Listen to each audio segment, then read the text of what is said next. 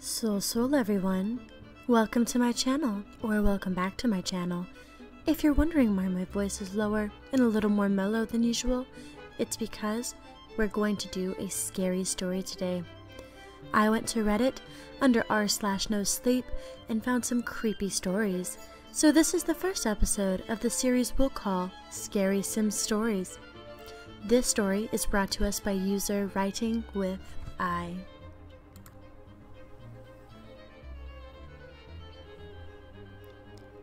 My husband went missing 6 months ago.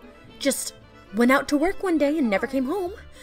It was a horrible shock to the whole neighborhood because things like that just didn't happen to our slice of white picket fence suburbia.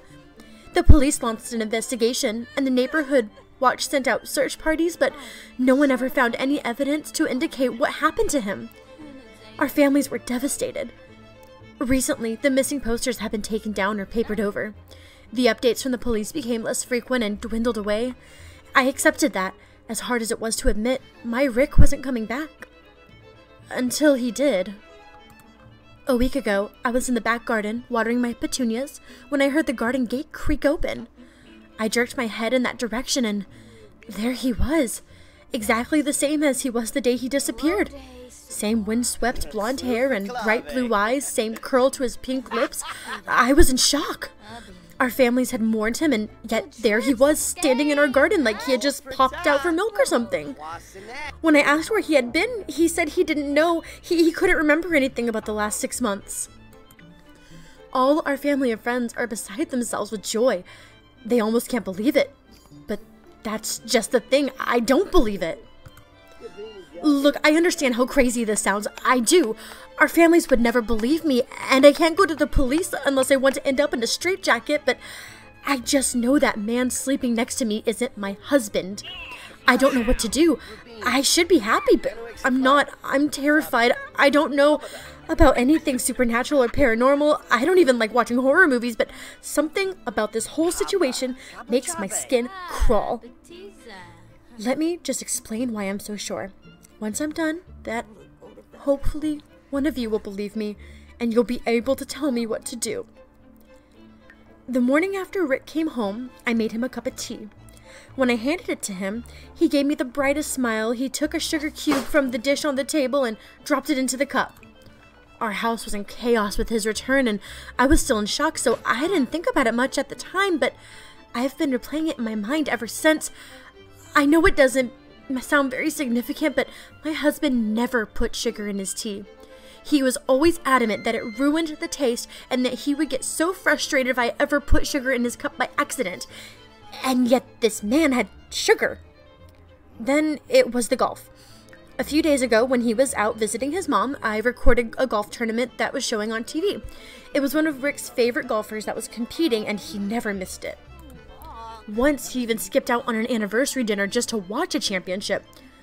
Only when he came back home from his parents' house, I told him what I had done and he just seemed unbothered. Like he said thanks and everything, but then he asked if I wanted to get dinner. He didn't even watch it, and that's just so out of character for him. And then one night, I woke up at 2 a.m. to see that Rick's face was inches from mine, just looking at me with these blank eyes. I kind of gave this nervous laugh and said, "Baby, what are you doing?" And he didn't answer. He didn't answer for like a solid 30 seconds. He just stared, almost like he was looking right through me. And then he suddenly smiled and said, "Sorry, honey. Sometimes I just can't believe this is real." And then he just rolled over and went to sleep. I didn't get much sleep after that myself. Yesterday, about a week after he came, the neighborhood threw a street party to celebrate his return. Everyone on our street and the streets on either side turned up to see him and tell him how happy they are that he's all right. And while he was standing with his arm around my waist, he was milling and chatting amicably to each and every one of our neighbors, even the little kids. Jackson, our next door neighbor, Sally's toddler, wanted to play peekaboo, and Rick happily played along with a smile on his face. Now, my husband never did that. Rick always said he didn't like kids, that's why we didn't have any, and he never wanted to play with any of the neighborhood children, especially not Jackson. Rick all but avoided him, but before he disappeared, I started to suspect that it was so I wouldn't see them together and notice the subtle but unmistakable similarities. The final nail in the coffin, proverbially speaking, was Sally. Just this morning, she came knocking on our door. Her excuse was the tray of brownies she carried, but I think she wanted to push her way into the morning to see for herself what the situation was. And after she left, I called her a nosy busybody, and Rick laughed, kissed my head, and agreed with me. That was when I knew for sure it couldn't be him.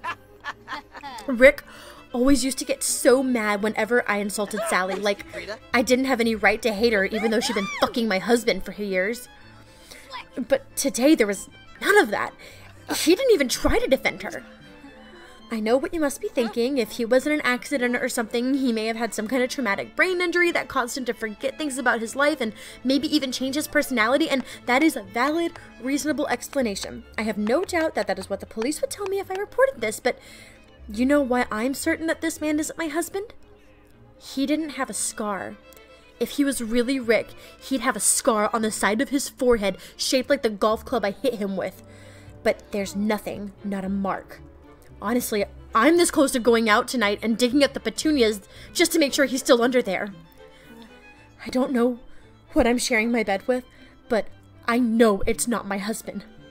So, what the hell am I going to do?